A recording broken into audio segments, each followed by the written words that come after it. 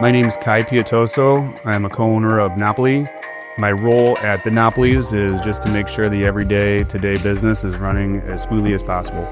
6 locations total, original being in Clayton in 1989. We've been around for 36 years. We've been through a lot of brands and had to move on to other brands like True.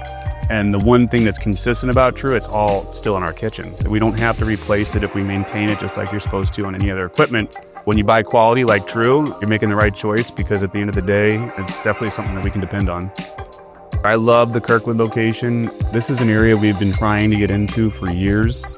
The businesses that have been here have been decades, and it just goes to show you how supportive the community is.